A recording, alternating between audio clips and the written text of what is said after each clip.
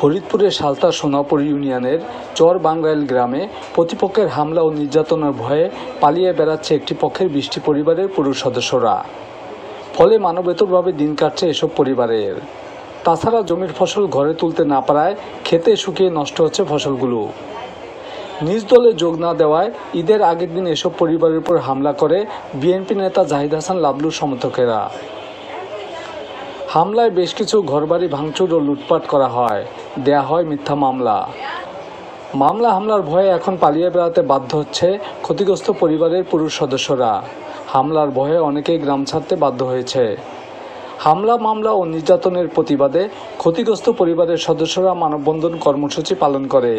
মানববন্ধন থেকে দোষীদের আইনের আওতায় এনে গ্রামে শান্তি প্রতিষ্ঠার দাবি জানান পুলিশ প্রশাসনের কাছে। এদিকে হামলার ঘটনায় দোষীদের বিরুদ্ধে আইনানুগ ব্যবস্থা গ্রহণ করা হচ্ছে বলে জানিয়েছেন সালতা থানার ওসি আতাউর রহমান। এরা লাবলু মোল্লা আর বাবু মোল্লা, এরা বাবু মোল্লা হলো রানিং চেয়ারম্যান। আমাদেরকে দলে মিশতে বলে, আমরা দলে মিশি না, যার কারণে আমাদের পর অন্যায় অত্যাচার বাড়ি গাড়ি ভাঙছে, লোকজন মারধর করছে। আমাদের 4 জন লোক হসপিটালে মাথা ভাঙছে, হাত ভাঙছে, পাও ভাঙছে, মেরুদণ্ডের হাড় ভাঙছে, মহিলাদেরও হাত ভাঙছে। প্রায় 12-14 দিন তো স্যার ঘরে ঘুমাবার হয় না। আমার ঘরে থাকে সব মনে করেন যে আমরা মাঠে ঘুমাই, রাত হলে মাঠে ঘুমাই, আর সকালে দিন কুবা যে রোদ্রেতে কোনো জায়গায় থাকবে না, ঠিক মতো খাবার পাই না, ঠিক মতো নাবার পাই না। দেখছেন আমাকে একা একা চেয়ার আইসে কি সবাই চেয়ারে হিরঞ্চের মতো হয়ে গেছে।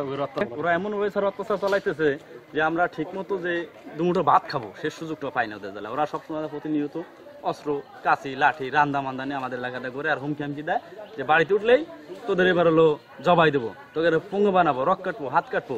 আমরা যার কারণে স্যার আমরা বাড়িতে তো রাত্রে থাকতে পারি না। এরপর পুলিশের ভয় দেখায়, হামলা করবে, মামলা করবে, এই বাড়িতে থাকতে দেবে না। আমরা এই চকে চকে রাত্রে থাকি, দুপুরি পালায় থাকি, ঠিক মতো খাইতে পারি না, ক্ষেত খামার করতে পারতেছি না, কোনো কাম করতে পারতেছি না, ফসল নষ্ট হয়ে যেতেছে। এই ওরা এমনভাবে আমাদের অত্যাচার করতেছে, এখন ওদের একটাই রেশ যে আমরা ওর অধীনে থাকি, ওদের নেতৃত্বে আমরা কথাবার্তা উঠাবাসা করি, ওদের সাথে আমরা চলাফেরা করি। দলাদলি নিয়ে মারামারি হয় এবং স্থানীয় কয়েকটা ঘর ভাঙচুর হয়, কয়েকজন আহত হয়। এবারে আমরা তাৎক্ষণিক সেখানে উপস্থিত হয়ে আইন শৃঙ্খলা নিয়ন্ত্রণে আনি এবং ওই ঘটনায় উভয় পক্ষেরই 2 পক্ষের 2টা মামলা হয়েছে। আসামিও অ্যারেস্ট হয়েছে। বর্তমান পরিস্থিতি শান্ত আছে, পুলিশের নিয়ন্ত্রণে আছে।